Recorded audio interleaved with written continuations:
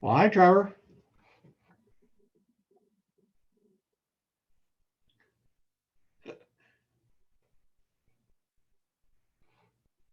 I can't hear you. Still can't. There's no sound for you.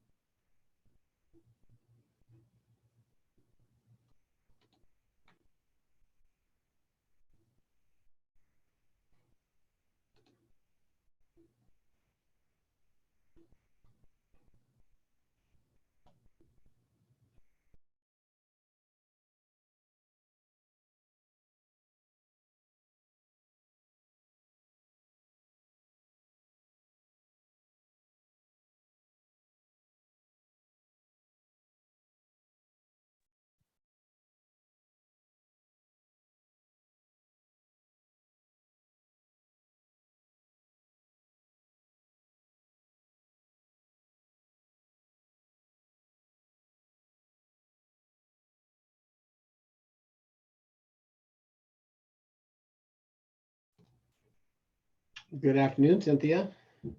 Good afternoon. How are you? Doing all right. Good.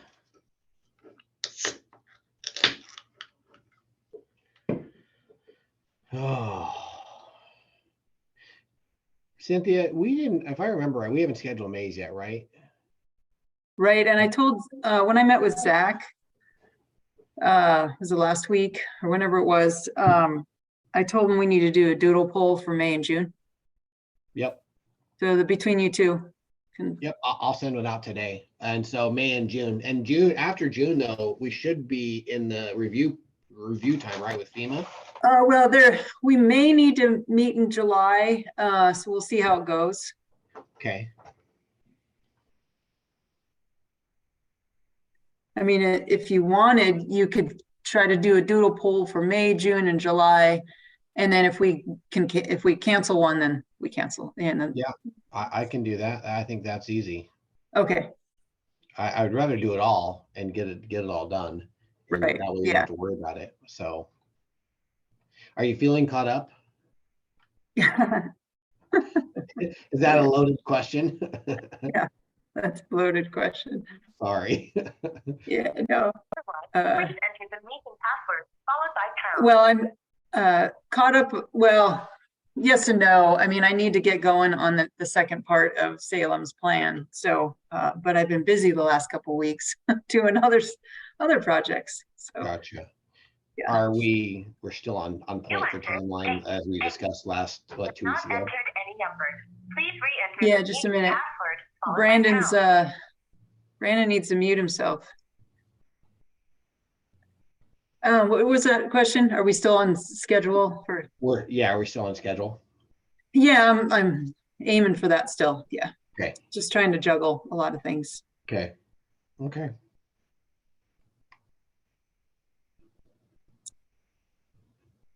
Hey, are you able to hear me? Yes. Great. Last time it wasn't working and magically it's doing what it's supposed to this time. Did you just hit it? That works for me. No. My trick is turn it off and turn it back on. Yeah, that is our data guy, data cruncher. That's exactly what his answers did the entire time. Turn it on, turn it off. Don't hit it. My daughter's her idea is just hit it. So I mean, every great once in a while, I feel like I get to that point of things, but yeah. All right. Well, I'm glad my mic works. Yeah.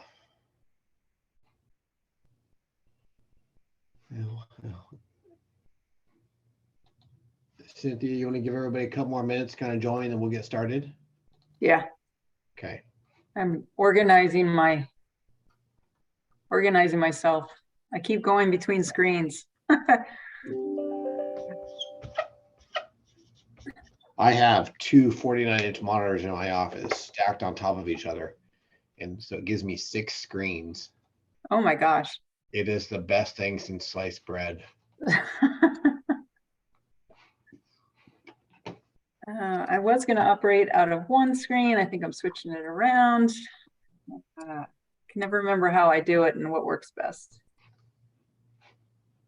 Got that.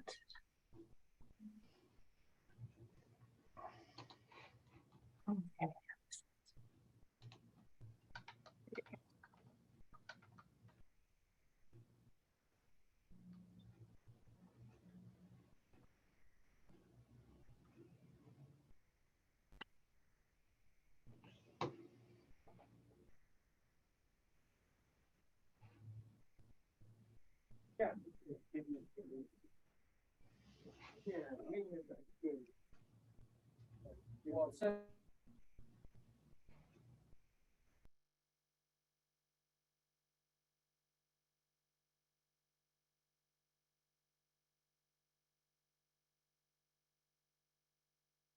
Oh, let's give people just a little bit more time. Just coming back from lunch. Most people Yep. are. Next meeting, I'll propose a 1:30 start time. So,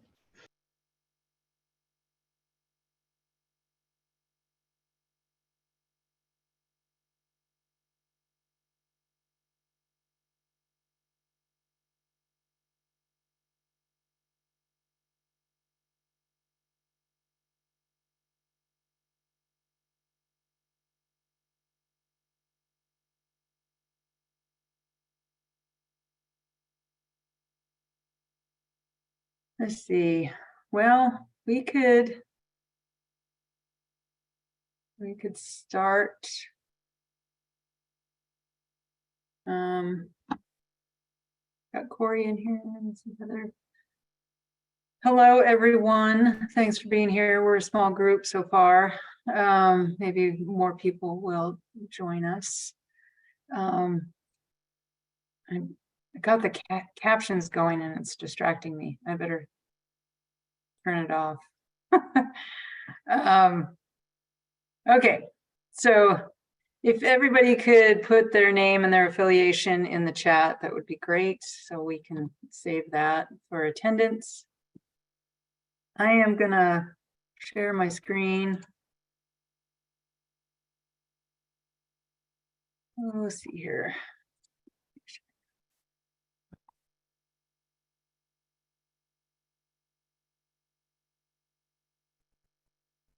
Does everybody see my second screen?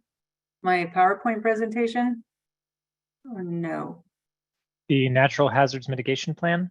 Yep, you do. You see it. Okay. It's not showing up like it normally does. Okay. There we go. Okay. So thanks. We are here at meeting number 7 for the natural hazards mitigation plan update. We're going to be working on mitigation strategy stuff today, but before we get there, I'm going to go over some project updates. So first in line on the agenda is project updates. Go over briefly our project schedule changes. Last meeting, our notes, they need to be approved if we have enough people here, and then public engagement. I want to go over the critical facilities list that Brian has put together. I don't know if many people have looked at it, but we can look at it briefly and provide any comments. And then I added a section under the mitigation strategy portion of the agenda regarding capability assessment, and just kind of want our brains to kind of think about that before we dive into actions. So for project updates, I talked to Brian a couple of weeks ago. Because of my current workload, and it took me a bit longer to get through the risk assessment, and we lost a staff member here and taking on some other high heat must-do projects because of our staff change, the loss of our staff. I've had to push our schedule out a little bit. So previously I was wanting to get the the draft plan done by the end of May and submitted to Oregon Department of Emergency Management in June. And we are now gonna shoot for the end of July or in July to get that wrapped up and submitted to Oregon Department of Emergency Management. This is only part of the schedule that's sitting here. What you don't see is after we submitted to Oregon Department of Emergency Management, we give them about 6 months between OEM and FEMA. We give them about 6 months. It doesn't take that long all the time, but they first OEM reviews it. They send back comments or revisions. We make those changes. And then once they're okay with it, it goes to FEMA. And then FEMA looks through it. We may need to make some changes. So between OEM and FEMA, we hope to get a approval pending adoption in December. And then Salem City Council will need to adopt most likely by resolution. And we're hoping for that in January. And then FEMA will turn around and issue a final approval. So just wanted to let you know that I've shifted this by a month or two. And hoping to get it wrapped up in the next few months. That'd be great. And then our last meeting was in February 21st. I hope everybody had a good March off and had a good spring break if you went anywhere. But we do need to adopt the meeting notes from February. I don't know if anybody has any comments, but you can let me know now if you have any comments. What we went over in February was the revised mission statement and revised goals. And then we started discussing actions. So if anybody wants to make any comments, feel free, or you can make a motion to adopt. If no comments, I make a motion to adopt. Anybody want to second that? I will can second. Oh. Melissa and Austin, thank you. We'll call it a tie. And you know, this is a pretty casual process with adopting notes if you haven't noticed yet. You know, we could say all in favor, aye, or nay, but I've accepted just the first two motions to accept it as a group acceptance. So if anybody has a problem with that, we can revisit it. Also, public engagement. So the draft risk assessment is out. It's posted online right now. It's a pretty hefty document. I expanded it by quite a bit. So the full document is available online as well as a 2-page flyer. Trevor is working on getting the translation for the 2-page flyer. I'm assuming it's going to go into Spanish. And then once that second language flyer is ready, he's also going to do a social media posting to let the community know it's out there. For the steering committee, the draft is in box, and it's a big document, so I don't expect you to review the whole thing, but if you want, you can. But if you want to just review certain sections of it or see how it's laid out, and give feedback or make back change, what I would recommend you do is go through Box. And what you want to do is download the document onto your computer, make changes using track changes, and then upload your changed version into Box. And Box has a really good version control mechanism in their system. So get in there and look at it. And I'd like to get some comments by May 12th. So by the next meeting, we could possibly go over comments. I'm going to try to, I'm hoping if there's anybody from the community that submits comments, we could get those by May 12th as well. Brian is going to be fielding any comments that and questions and issues that come through. I don't expect much, but we don't want to flood Brian's mailbox too much. Or, you know, that's just what he has to brace himself for. There. And then I think Trevor and Brian, we're gonna see if it's something the media wants to pick up on. So they have to pitch that. That's that's a part out of there. it. And we meet Go with ahead. the media every other week, Cynthia. So once the Spanish version gets done, Trevor and I will get that together to make sure the media gets it, see if they want to be able to put it out there. So Okay, great. Any comments or questions about this? Has anybody been able to get in there and look at it? Except Brian, maybe? Just briefly. Okay.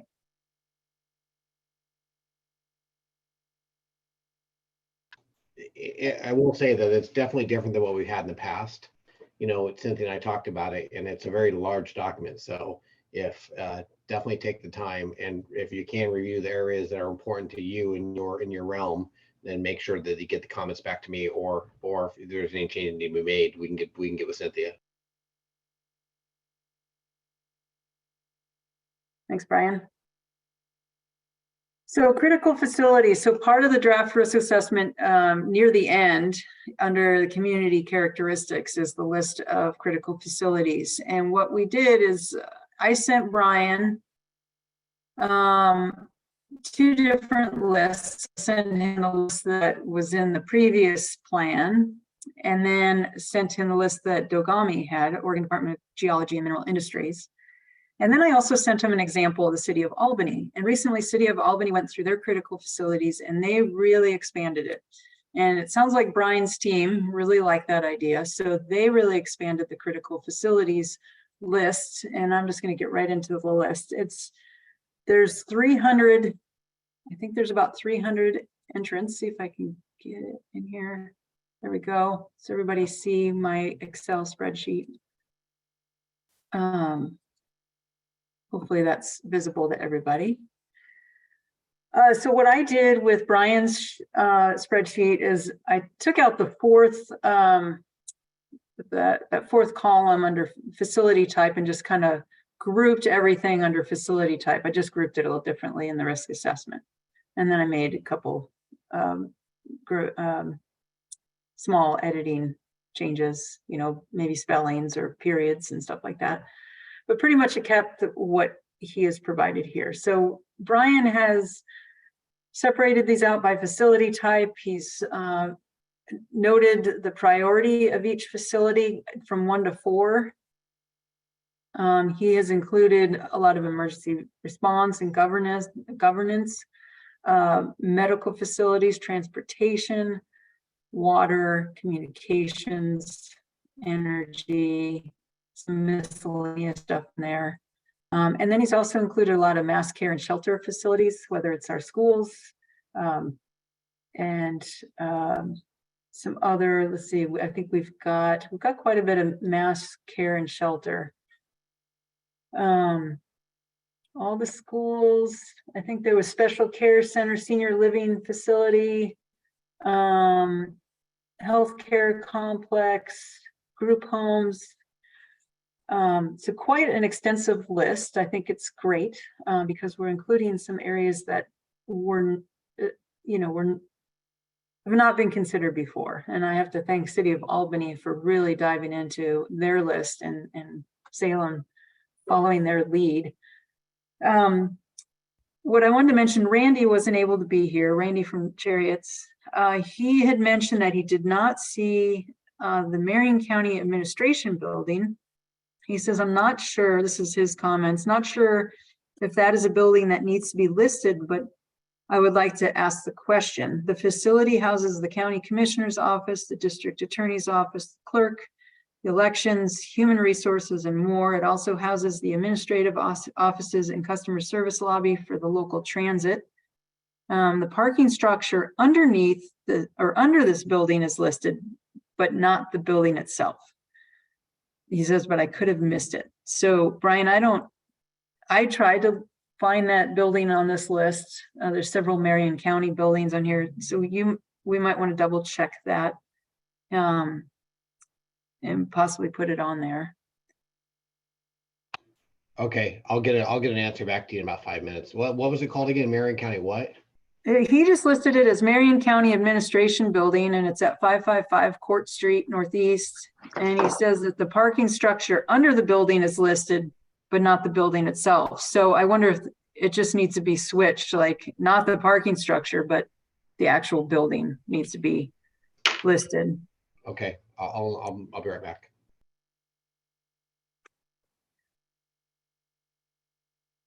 And then, and this is a comment out to the group. So when we do these natural hazard mitigation plans, FEMA really wants us to include in the steering committee a lot of our lifelines. And one part of our lifelines that I think has been missed in the past and is missed even in our steering committee is food sources and food. And I don't know if any of you went to the planners in the call, went to the Oregon APA conference in Pendleton in October, but there was a great little session on food supply and food resources after a hazard event. And with that in mind, we don't have any of the local growers or grocers group as part of our steering committee, but I wonder if it would be worth putting at least the main or major groceries in Salem on this list, because if there were a major, say an earthquake or something, I think of an earthquake or flooding, where they're a key part to recovery and getting the community back on track. So I'm just throwing that out there as well, as if that's something we want to put on the facility list.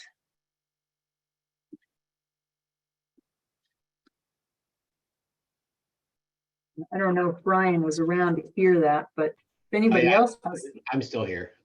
Okay. It was just an idea I threw out there, so I wanted to see what other people thought. I mean, it seems reasonable to me. So are we thinking every like large shopping center, like food shopping center, we want to add? Well, yeah, I was just thinking of, I don't know what Salem has. I know there's a Fred Meyer, there's probably Safeway, there's Costco. Is it, yeah, I wasn't thinking the little convenience stores on the corner, not the 7-Elevens, but just your major ones. It's just a thought. Okay, I can look into that as well. When Dean calls me back, I'll talk to him. Okay. I had noticed that there are a number of like residential care facilities, and the state requires us to compile a list of all the group quarters facilities in Salem each year. So I can grab the list that is potentially more comprehensive than what's here, and we could at least cross-reference it, but I don't know if there was a process to filter any smaller facilities out, or if that would be helpful or whatever. So just throwing it out there that I have a big list of all the places like that.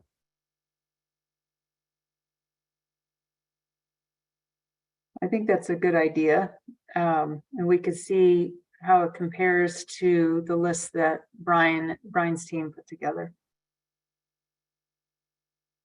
Okay, I can send that to you, Brian.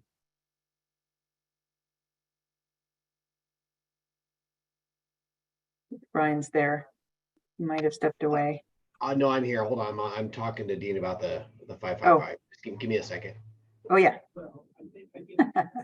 This is Heather, City of Salem. I was just, and maybe it would be in Austin's list, curious about adding Salem Housing Authority properties if they're not on here. I'm not seeing them for public housing.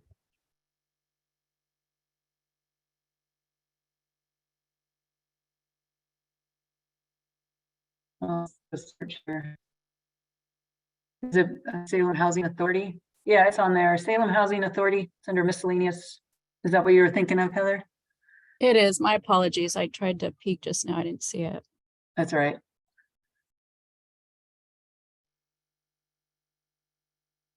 I wonder, is that just the Central Salem Housing Authority office, or do we want to consider their affordable housing projects across town as well? Question mark, maybe not. Yeah, that was actually my question too, Austin. Thank you. I don't even know how So- many there are. There's what, 3 or 4? Are you able to get a list on those, Austin? I'm sure we could work with the housing authority to get that list. It's not something that would be included in our group quarters list, but we're also working more broadly to just collect an inventory of all the affordable housing, deed restricted affordable housing in Salem more generally. So at some point we will definitely have that list, but it isn't created yet.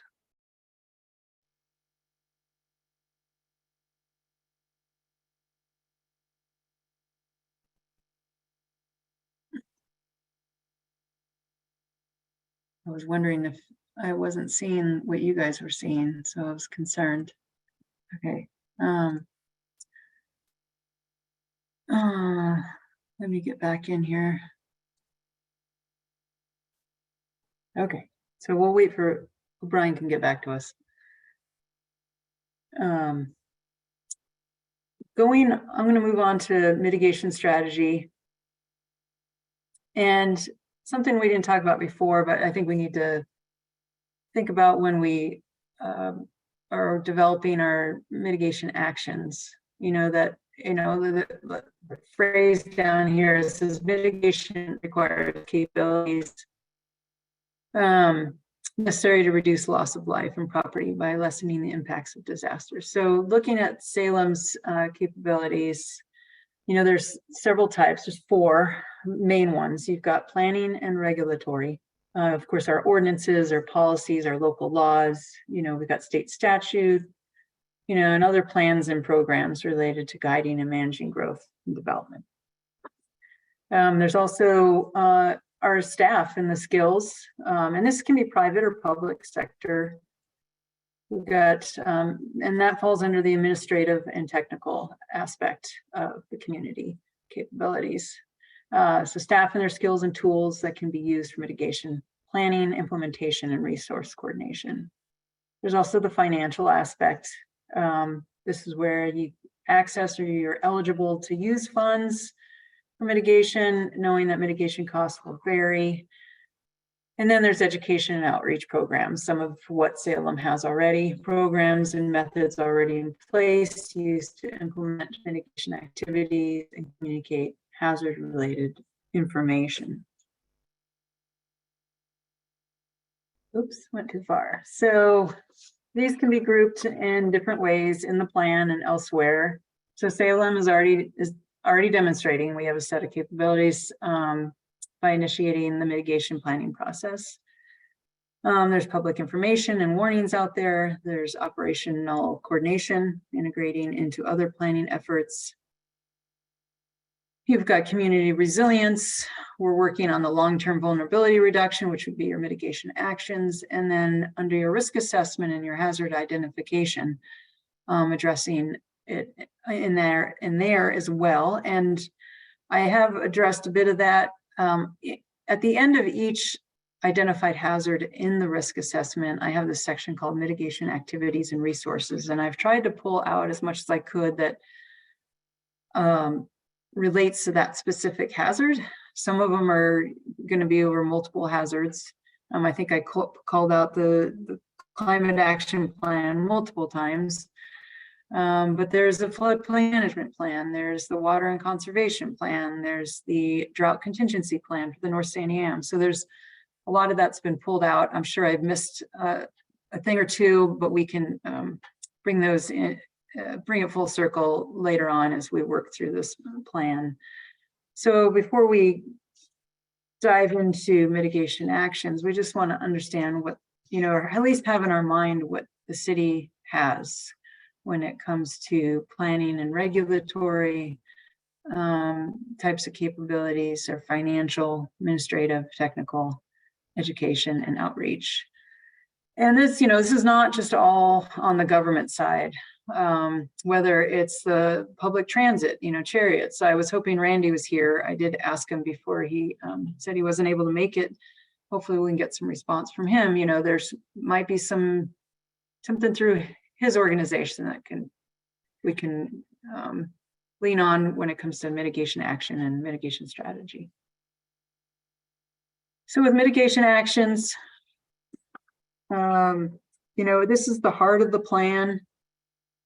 Or this mitigation strategy is the heart of the plan. We've worked through the mission statement and the goals, and I think it's great that we've reviewed or revised them.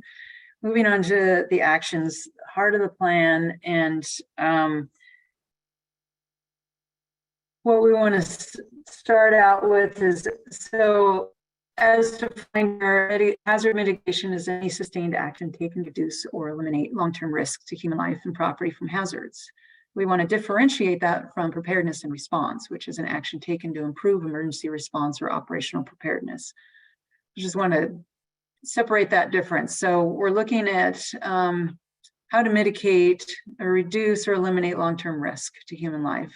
So mitigation action can be a specific measure, a project, a plan, or an activity that is proposed to reduce current and future vulnerabilities described in your risk assessment.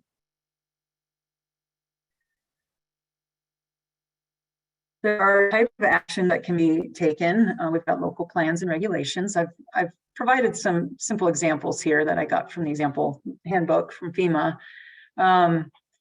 There's the other type of structure and infrastructure projects, natural system protection, and education and awareness. I put in here for under local plans, whether we're encouraging green roof installation or recommending people do certain things with their development. It's all possible to put into our code if not there already. Maybe we're wanting to retrofit and have more flexible water supply systems to handle an earthquake. There's probably quite a bit already in place for the floodplain, but I thought I'd list those there as well. So those are the types of actions that we're going to be focusing on. So today we'll look at developing a mitigation action, looking at mitigation authority, some examples, and some of you have submitted some mitigation actions already, which is appreciated, and then mitigation funding. So what do we use to identify good mitigation action? We want to have a problem statement, and the problem statement is needing to be SMART. So that acronym: specific, measurable, actionable, realistic, and time sensitive. So using the SMART acronym to massage the mitigation action into a great activity is what we'll be we're wanting to do here, and also to make it the action fundable by a FEMA grant program. So using the problem statement in your description, maybe a simple sentence, a quick reference for you or any future staff that needs to refer to this, and just using clear statements, clear verbs, something that can be completed. So what are the steps for conducting a mitigation program? We want to start small, then build from there. So think about your existing capacity. You may develop a suite of mitigation actions, but we'll want to focus on, say, the top 3 priority actions, and then consider chances of funding. And getting some, you're going to want to make sure that we can have long-term support, long-term community support for some of this. I just threw this one in there. Problem statements. So, say you have a hazard, earthquake, and winter storm, you have a risk of power outage, and maybe your mitigation action is critical facility, generator. Say there's a windstorm, we know there's impacts. It was the senior center on the north side of town. There were some power outages. They relied on backup power, but they were on the verge of running out of fuel, for example. So that is something to think about: a mitigation action, getting a backup generator or another backup generator or backup fuel, or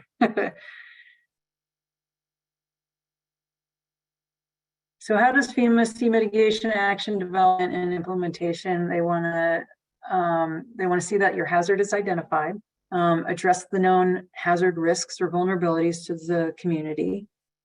Does it reduce future losses? And are you using your authority? So there are 3 legs to the stool when it comes to the authority. The main authority,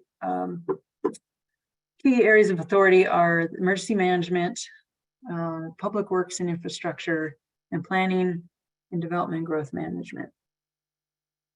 So under emergency management,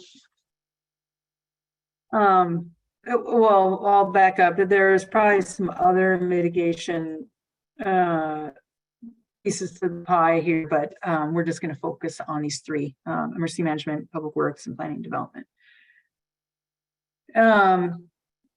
For emergency management, the emergency manager's role is to help all of you, and this is kind of why we're here. We convene together to come together to facilitate an organization or a community's ability to respond to disaster. Those authorities for emergency management are derived from the Stafford Act of 1988, which is the federal act behind FEMA. There is, for full compliance, there's a non-discrimination part of the Stafford Act with the equitable standard. So we want to understand our community, the Salem community, and knowing its incredible strength with diversity. So think of this when doing public outreach, and some of you probably already know this by working on other plans.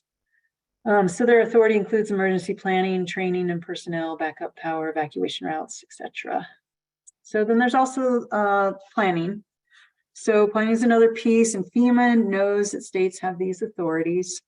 Oregon, as some of you know, Oregon is unique in the statewide planning program and their statewide planning goals. So all jurisdictions are required to have a comprehensive plan to implement state rules, and planning staff can support the collaboration across organizations. Now DLCD, my agency, supports this. It's the primary mission behind the agency, and we have Melissa on the call today. She's our regional rep for the area, and she's has attended a couple of our meetings. So the individuals like Melissa are out there for support for local jurisdictions.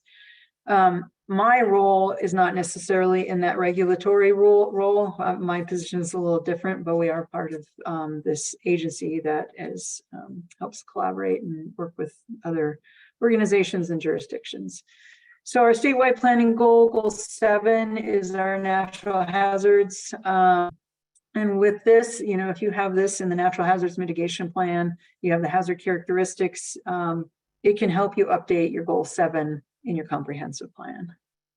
So here are some of the authorities: the land use regulation, your permit development, protection of wetlands and floodplains, and you've got your housing rules and other things that go along with the Oregon statewide planning program.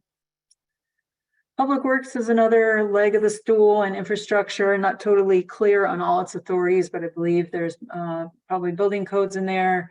Some of the statewide land use goals might apply, federal water quality and laws apply here, and the Federal Highway Administration. So their authority is to provide clean water, sanitary sewer systems, safe roads and rights of way.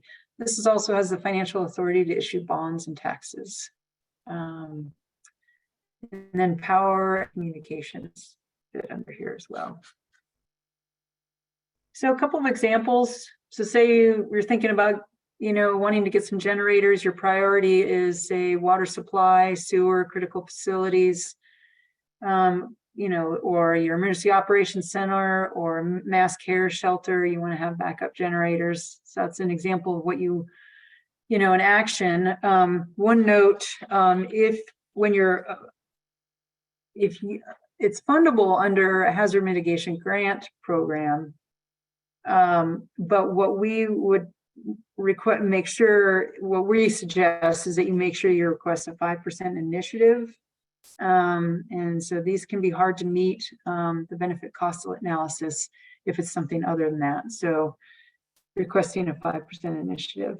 And these, if a grant is not available at the time, you can always try next time. So it's just wait for the next grant cycle. Seismic retrofits can be a priority for, responding to casualties or reducing casualties. This project phasing is imperative in this case. Consider, I have BRIC down here. I'll talk about the BRIC grant in a minute, and the state seismic retrofit program for construction. What's about the state, I gotta find my notes here. That when you go through the state, so for the state seismic retrofit program, it offers a great match for federal funding. So encourage using the state seismic retrofit program in that case. Other examples, if tanks or reservoirs, maybe lines, automatic shutoffs, your priority for reducing fire or water loss. Again, the BRIC or the state seismic retrofit program could work in this case. Couple nifty pictures for you to just take a break at looking at my words on the screen. So with the mitigation, for mitigation actions and for funding, I'll back up a little bit here. So when applying for funding, say through FEMA, for FEMA funding, we go through Oregon Department of Emergency Management. OEM, as they're known, they are considered the applicant, and the city of Salem, in this case, would be the sub-applicants. So the sub-applicants, City of Salem, you're required to have a FEMA-approved natural hazards mitigation plan in order to be eligible for grant funds that are provided by FEMA for certain grants. And the mitigation action must be on the list in order to qualify for the FEMA funding. There are some grants pre-disaster and post-disaster that FEMA offers for the Hazard Mitigation Assistant Program. Pre-disaster, these are issued annually. We used to have a pre-disaster mitigation grant that has been replaced by the Building Resilient Infrastructure and Communities Grant. That's BRIC for short. Also the Flood Mitigation Assistance grant. And a thing about the BRIC, it has a high price tag, and it also has high level of complexity. Keep that in mind. If you have a larger project and you might have good track record with FEMA, you'd probably be pretty good applying for the BRIC. The FMA, or the Flood Mitigation Assistance Grant, is not easily accessible unless your community has repetitive loss properties. So I don't know what Salem's repetitive loss data looks like, but that's something to consider for a grant. There's also post-disaster. This would be following a disaster. A lot of the grants that we have active right now, such as the one we're working with to help put Salem's plan together, comes from is a post-disaster, and primarily from the 2020 wildfires. So that's how we're funding this review. There are other, before I get to the other slide, this is just a little kind of a little spreadsheet of sorts. Where the gray areas are on here are the areas that you would need to respond to. So for the BRIC, is this project infrastructure based? Does the project include multiple elements of mitigation versus single type? Like I said, there's a lot more detail that goes into a BRIC application compared to a flood mitigation assistance grant. There are other funding sources out there. I just listed a couple of these. There's probably non-governmental hazard mitigation funding. I just hadn't looked them up yet, but there's a list here for FEMA. National Dam Safety Program Assistance Grant is also tied to the Natural Hazards Mitigation Plan. I've got one, for example, City of La Grande has a project that is has a grant waiting for it, but they need to get their natural hazards mitigation plan reviewed and approved by January. So they're on a time crunch, but they're going to lose their funding for this. So very much I don't think there's any dams that are in critical condition for Salem, but it's for the future if that ever occurred. And you wanted to apply for a grant, we need to identify those dams in the natural hazards mitigation plan. And then there's a couple of these other grants and loan programs that are available. So to the committee, we want to think, okay, what can the city do to mitigate the natural hazards that pose the greatest risk for the city of Salem? Heather provided 2 examples.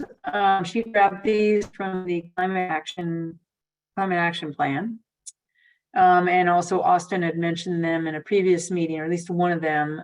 This first one, CM07, create a network of neighborhood resilient hubs, indoor gathering places that can function as community centers, cooling centers, food distribution, places to access electricity during power outages, evacuation sites, daycares, and community learning centers. I think that's great to carry over that one, and then engage faith communities, social service agencies, nonprofit. So Heather did submit some worksheets with those too. I appreciate that. Last week I just combed through your, I'm gonna get out of here for a minute. I combed through your plans. I combed through your floodplain management plan. There were a lot of great activities and actions that we could carry over. I looked through the climate action plan. I don't know if anybody can see my screen. I also looked at the water management and conservation plan. I looked through the North Santiam watershed drought contingency plan. And I started to grab some of those, including the 2 that Heather had mentioned. Anthony also submitted some regarding transportation. I just didn't have it to put them on my PowerPoint. But I am going to pull up. Can everybody see my spreadsheet? Yes, we can see it. Okay, it's probably pretty small. And so I grabbed all these in green with purple, are grabbed from other plans. I grabbed several, more than what Heather pointed out for the Salem Climate Action Plan. Levy's probably not on the call right now, but he also suggested establishing a community preparedness plan, program, or handbook with culturally competent and consistent outreach. That's something we can consider. But I grabbed a lot. Not that we need to use all these. But I grabbed quite a bit from the floodplain management plan. Let's see. And I can send these out if you want. This is probably a little too much to look at right now. There was one that is a repeat. The North Santiam drought contingency plan is going in for an update, according to Jennifer. So I revamped that and put it on the list as well. Cynthia. Yep, go ahead. We also updated our stormwater master plan in 2020, so that might have some relevant actions as well. I think I actually looked at that. Good. But let me see if I can, if it's in here. I don't know if I found what I found. Oh, here, so coordinate the stormwater, no, that's it.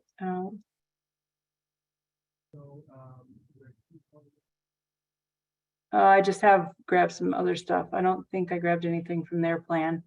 One thing I noticed is that there's a lot of great projects listed in a lot of the basin plans or the watershed, like the Mill Creek plan, and it just got to be too much. And I figured if somebody at the city of Salem wanted to comb through those and see if they're worth putting in here, or look through any of these plans, I think it's great that Heather has provided the two that she provided. And I can pull up her worksheets if you want. I also can pull up the two that Anthony submitted. I just have to find them.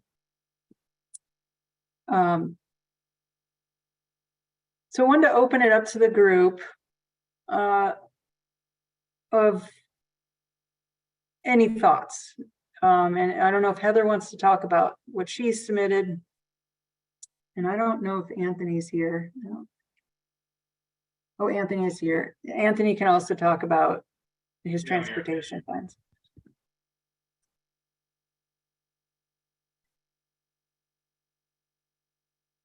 This is Heather. Sorry, I'll just jump in quickly. There was several, I think, that could have been pulled from the climate action plan. I tend to be a bit cautious, as you know, it's a 30-year plan, and we're still trying to figure out, exactly who, how, and when some of these will get implemented. But the resiliency hubs seem to fit perfectly with this plan, but I'll also say it does sound like something that could require quite a bit of funding, planning, and I don't even really know exactly where to start. So something that if we could get funding from these sources that you mentioned just a bit ago, I think it would really help. And then the second one, engaging, our partners in the community for communication efforts. I think it was noted in the last meeting just how important our partners are in the community to get messaging out. So it made sense to me that this is something maybe we would call out separately.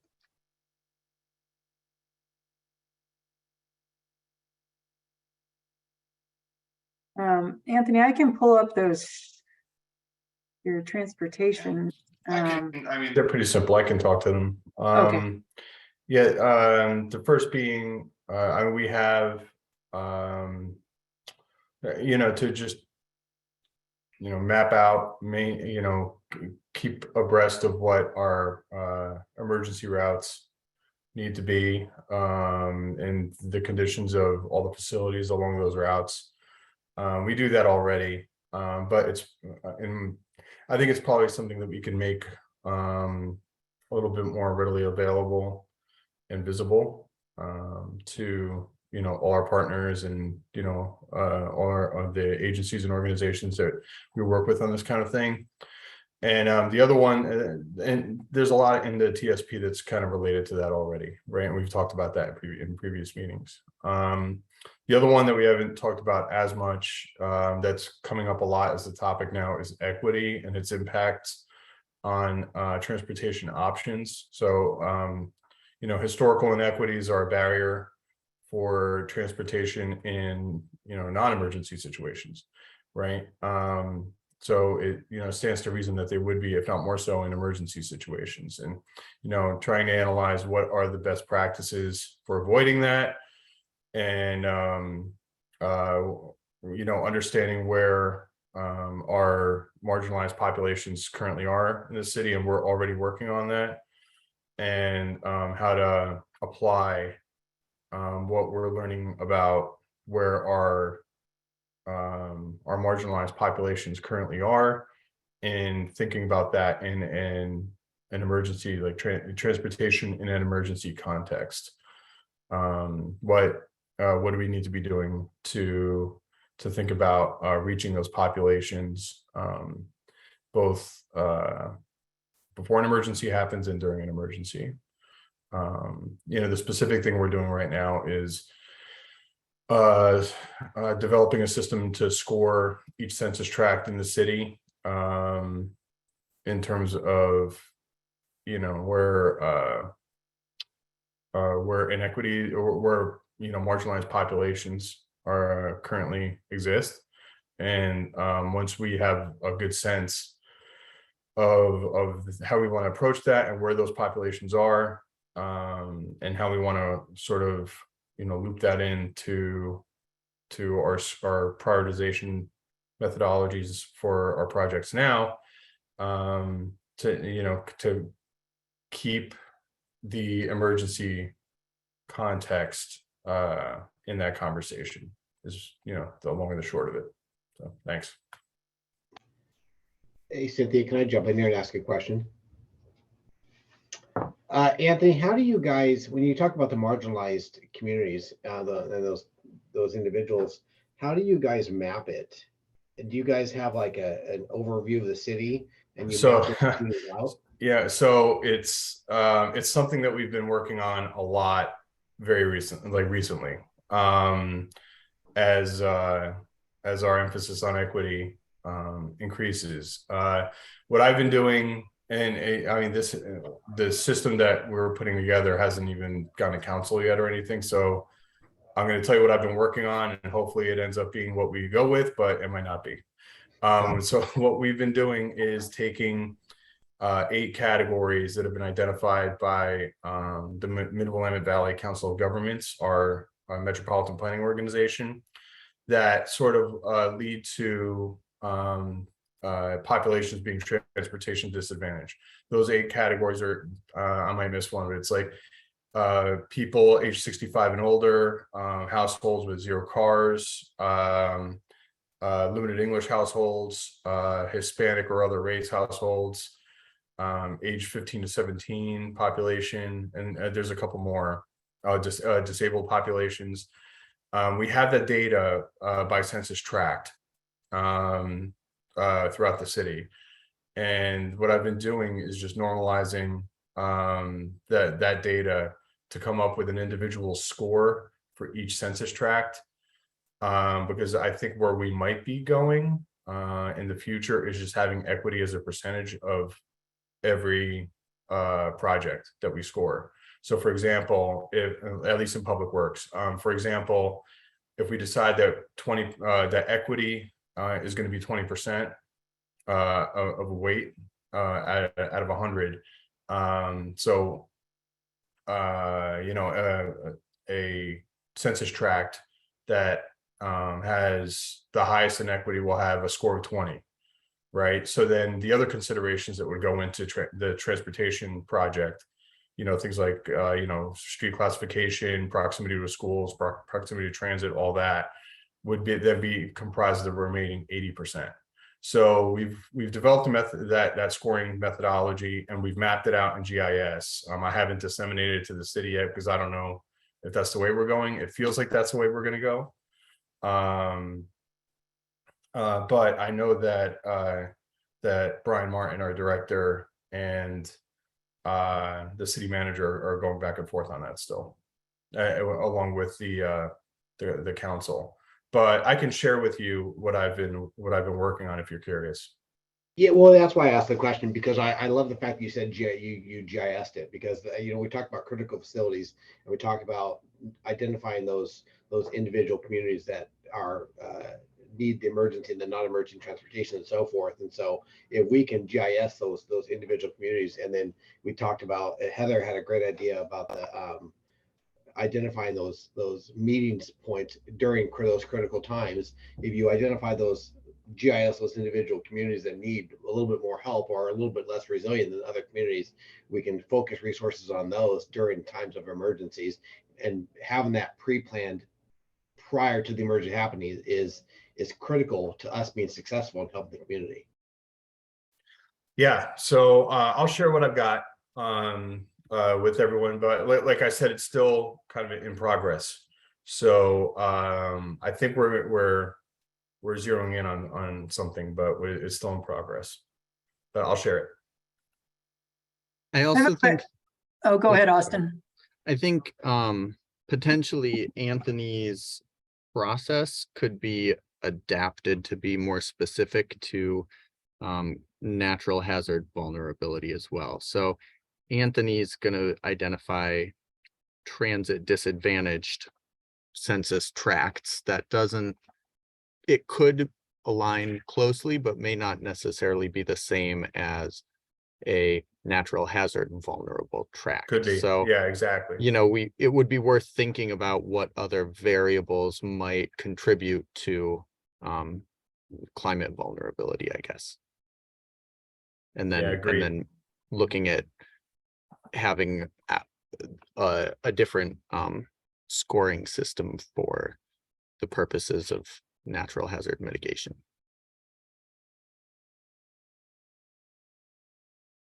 So we just had a all staff meeting and we had a presentation by a gentleman. He's probably in the private sector. And Melissa, I'm gonna call on you to see if you can remember what company it was, but they really drilled down on neighborhoods and housing, and it was pretty incredible. It kind of was a little much for, I think, the group of us, but it was really fascinating how well they were able to drill down that information. And it's exactly what Anthony's looking at doing. But I don't know, Melissa, do you remember the company that was?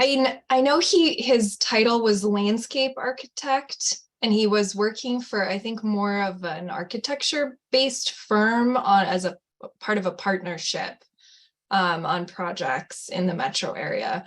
But I am also blanking on the exact name of the company. I can look it up though while we're talking and see if I can figure it out. Yeah, and they might have some, I was just thinking of the tools that they used on really drilling down, because they were using the census tracts, but then it really doesn't, it didn't allow you to get deeper into, you know, block by block or, you know, neighborhood by neighborhood, like. Yeah, we looked into doing the block data, but the margin for error was really high.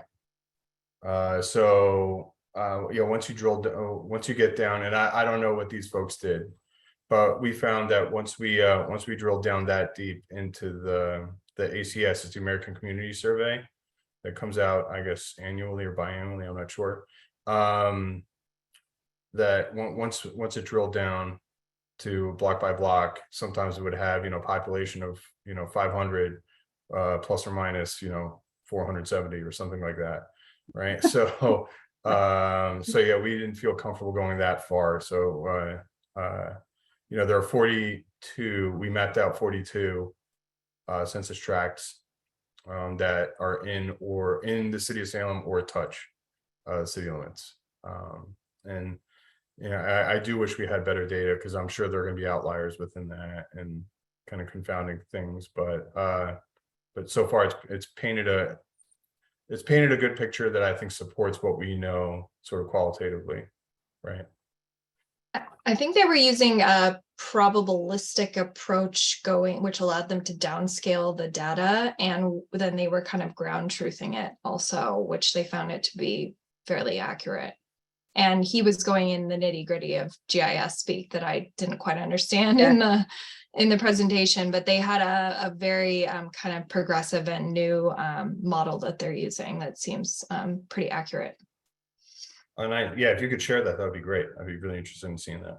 I will put it in the chat when I track it. If we can't find it before the end of the meeting, we'll send it out to you. But it's worth looking into, because is definitely useful for those who are gonna want to use that data. I have a question for you, Anthony. I've noticed in the TSP, the transportation system, or the transportation plan for Salem, there was one about establishing I put it in my list of a flood warning system. Is that something that is one that would be worth carrying over into this plan? And wanted to know if, or maybe it's already been established. I don't know. I had to confess that I'm not sure. The TSP goes back a few years, this version of it, and when it comes to flooding and flood warning systems, that definitely has been more in, I guess, emergency management's area. I think it makes sense to do that. but we haven't been, I personally have not been working in any way in flood management stuff, or emergency things related to floods. So Okay. asking me, I think it makes sense. I'm not sure why it's in the TSP. That's a question for the folks that put it together earlier on, and I'm Yeah, not probably sure that it some- will make it into the TSP update. Yeah, it's probably some cross-pollination for. Yeah. Yeah, and it just says this project will monitor rising water on roadways and alert transportation managers of high water, is what I grabbed from that plan. But I'll dig into that a little bit. yeah, it was the only one I saw there. So thanks for sharing that, Anthony. All that other information is great and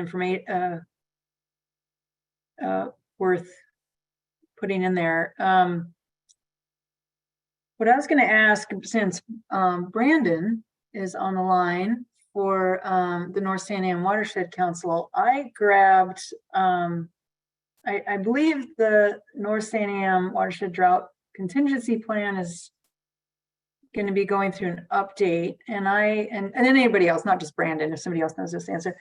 So I grabbed a couple, I guess, actions or mitigation actions or things on the list from that plan that were specific to Salem, and I don't know if they've been done or not, such as the Salem Water Supply Master Plan update, the Salem Water Transmission Line main evaluation, the Salem Garin Island intake evaluation, and let's see, the Salem Garin Island groundwater enhancement evaluation.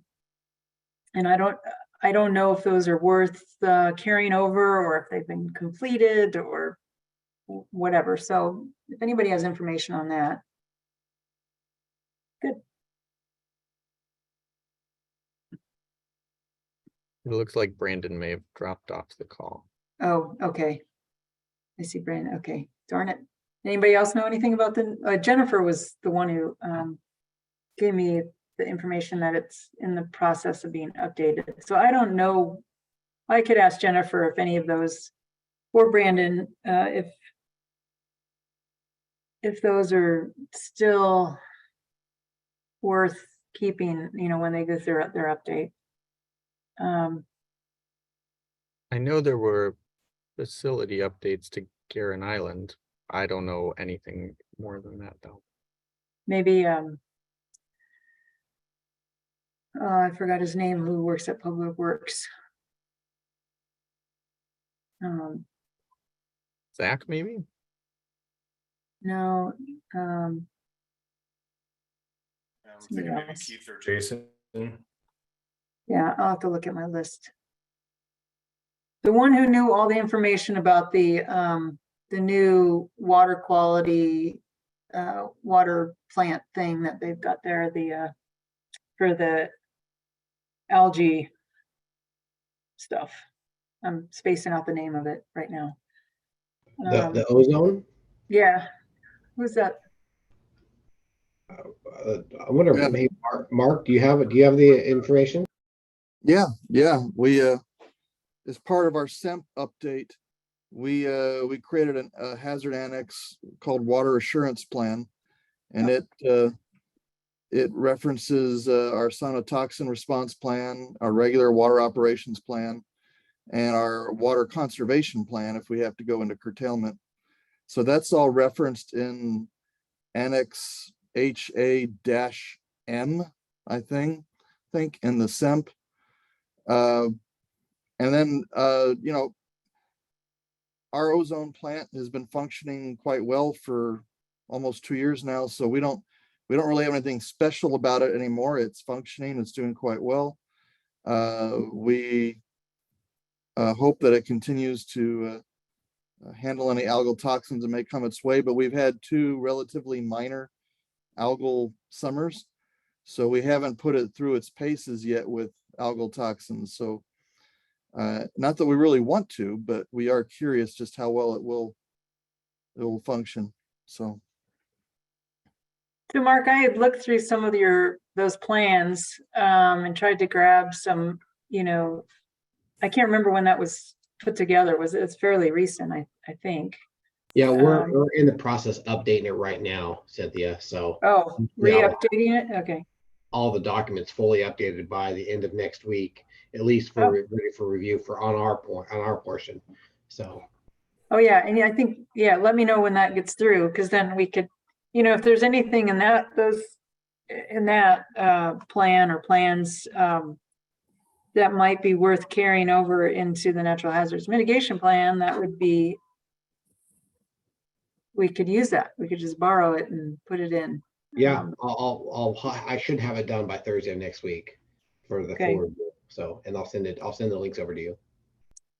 So what I was also going to put out there is for any projects that you might know are coming down the pike, that for FEMA funding, so the FEMA grants are kind of like a lift.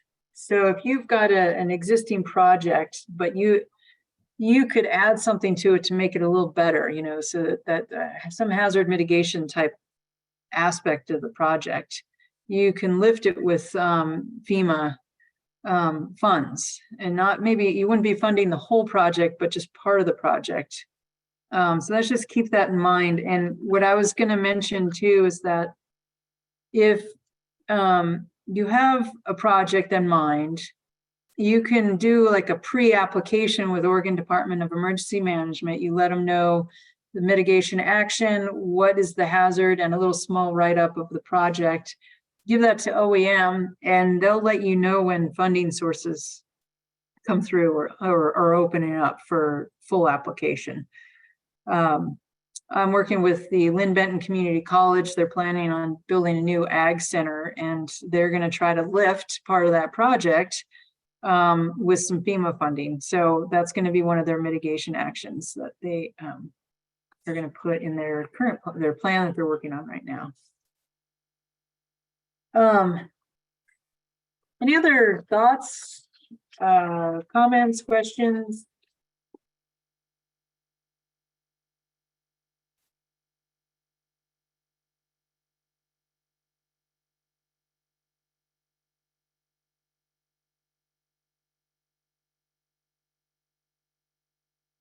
Melissa put in the chat the Not Studio information, and it was Michael that we had a presentation by, and the project website link.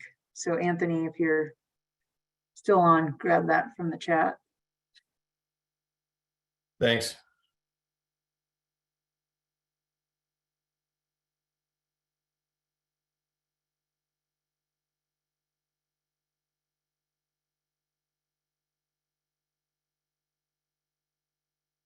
Brian, do you have any thoughts, any mitigation ideas for emergency management? Are there any places that need backup generators or anything of the sort? Not off the top of my head. I'm having Dean, again, that critical facility list. We're going to go over it one more time just to make sure we didn't miss anything. So he did find that we mentioned the underground parking structure there, but the problem is it's also based on contact list, and a lot of the places were duplicated. So, but beyond that, no, I don't have any more suggestions at this time.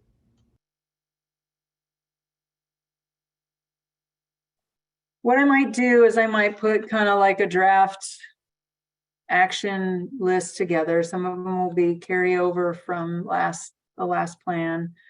I'll integrate Anthony and Heather's suggestions. Thanks, Heather, for your thoughts on being cautious about adding too many of those from that plan. Maybe I'll bounce some other ones off you, but I think with the natural hazards mitigation plan, we're going to be putting a timeline. You know, is it short term? Is it a medium term? Long term?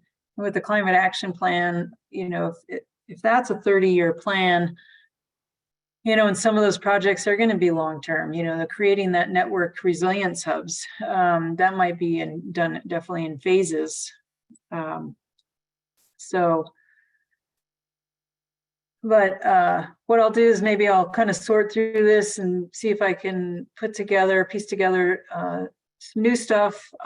If you have time to look through any of the existing plans or the new plan that's going to come out this week, Brian, that has some actions that could be put into the natural hazards mitigation plan, you know, look those over. We'll revisit this at the next meeting. I'm still open to more actions that we can discuss later, but I'll start on something, just start on a spreadsheet and then we'll go from there. I have a question. Yeah.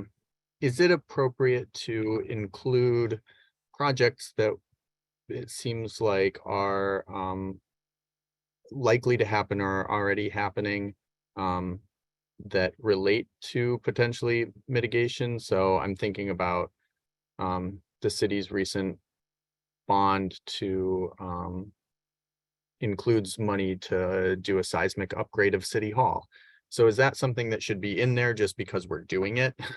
Or Well, like, I think you'd want to add it if there's something, I mean, we could, but I think the bigger question is there something that FEMA funding could lift that project a little higher, you know, or make it better. So yeah, you have this project that's going to be funded in other ways, but maybe if you're showing FEMA, okay, we're working on this, but we can make it a little better because we want a backup generator, or we want, you know, water tower. I don't, you know, I'm just throwing out ideas here. yeah. Or you want to make one part of your project a little better earthquake resistant. Maybe your water lines are going to have flexible connections. So I would seriously think about, is there some part of that project that could be, some part of that project could be lifted by adding something else, or calling out one section that we're going to try for FEMA funding on this one. And if that were the case, so say you did want to maybe have part of the project, try to get some FEMA grant money for it, and you're working with a contractor or a consultant in that, you know, they probably are in one way or another, that they need to call out that part of that project separately from the rest of it for FEMA's grants. And it may require tweaking the plan a little bit to make it FEMA approvable. But what I would want to do is have whoever's in charge of that project be in contact with somebody at, I think it's Oregon Department of Emergency Management, to have a direct conversation with them. And that's what I'm having with Lynn Benton Community College. They're going to try to have that discussion, so to see where their project can get a lift. So I think it's worth putting in there. And more importantly is if we can create a lift to that and make that project a little better and have an action in there that says, hey, we want to provide this to make it even more hazard resistant. Okay. I mean, that sounds like it's at a much higher pay grade than Right. I'm at, but well, if you could get the information, we could, I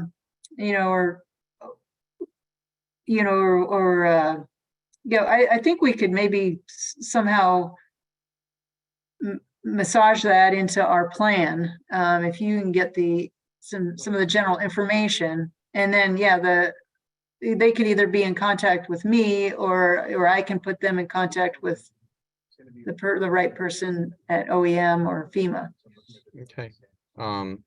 So I guess what I'm hearing is that in general, if there are things that the city is embarking upon that could be lifted, then it has a place in the plan. But if we're just doing it, it doesn't necessarily. Yeah. And I use that Lynn Benton Community College example because it's already in the plans. They're already planning on building this structure. But they can make it better. And so that's what they're gonna do. So I think it already has a funding source for the main building, but they might be able to get some extra funding to help mitigate. Got it. That building, yeah. Okay.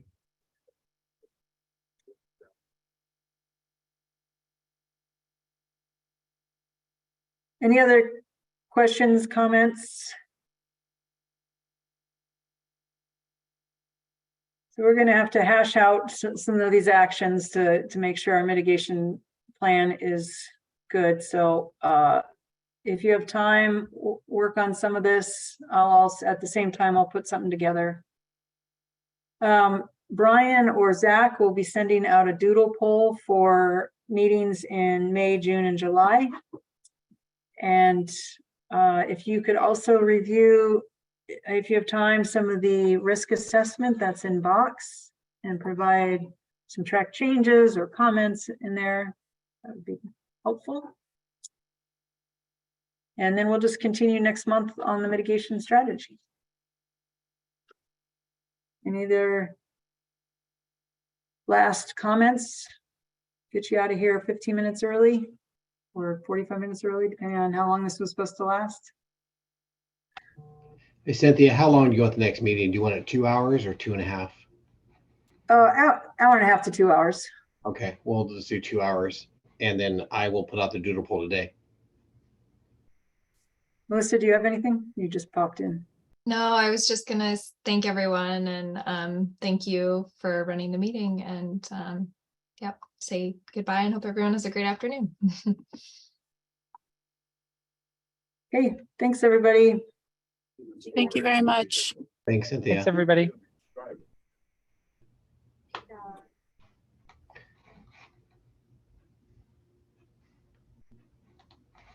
Hey, Cynthia, are you still there? Yeah, I'm trying to figure out how to save the transcript. Gotcha. Yeah, Hey, so Dean, I'll have the updated list to you for the critical facilities. Dean's reviewing it one more time. So just Okay. make sure he didn't miss anything. I'll send it to you. He should have it by the end of the week. So I have negotiations all day tomorrow for union stuff. So if I don't get it to you today, if it gets it to me by Friday, I'll mail it to you. I'll email it to you. okay, that's fine. We'll just update the risk assessment list when we get that. What did Dean think about my whole grocery idea? I didn't get to ask him. And Okay. so I'm gonna walk upstairs. I have another GIS stuff that I think it's a good idea because but we just got to identify the grocery stores. So. Right, yeah, and it just really was an eye opener because FEMA really does want us to include all the lifelines, and the food part of it we just never have when we do these steering committees. And I think the lifeline list has expanded a little bit, maybe since the years past. And so I saw that session at the conference in October and I was like, wow, we're not even thinking of this, and we should be. And how crucial that is. So I thought, well, if we at least include the major grocery stores. I know there's a Costco and a Fred Meyer and Yeah, some other ones. Yeah, no, I think that's a great idea. What I'll do is, again, I'm gonna walk upstairs when I forget done and talk to them. And so also on the SEMP, on the emergency management plan, I'll get that to you. The downside is I assigned it to different agencies within the city, and I have 5 or 6 people that have never responded. And so sadly, I'm gonna have to go to their boss, or my boss is gonna have to go to their boss and flick him upside the head to do it, because I can't update PD's emergency response plan. So right. So the plan that Mark was talking about, is that the same plan you're talking about? Or yeah, Mark's okay. Yeah, they did. Okay. They did the public works did a portion of it, and public works was amazing. They hit the ground running, did everything they needed to do, and did a lot of other things in there for hit the hazards and the functional annexes under the SEMP. So they did a severe weather, they did a flood, and so forth. So yeah, we'll definitely be able to get it to you and get that done. So yeah, great. Yeah, so then we could maybe use some of that. Yeah. Oh yeah, and it's pretty detailed, so we should be able to get it to you by the end of next week. So okay. Yeah, And- great. Thanks. Give you a heads up on the EM recruitment. So they did make an offer to a young lady that's in Texas. So she is reviewing our offer and asking more questions. So we'll know more hopefully by tomorrow if she's going to take the job or not. If not, we do have a secondary one that we are looking to offer it to if she does not take it. So she's out of town. The second one's local. So as long as he passes background and psych and everything else, or either of them pass, then we're good to go. They should be on sometime in May. So, Okay. Yeah. Sounds good. all right. I appreciate you. Okay. Thank you. All right. Talk to you soon. Okay. Bye.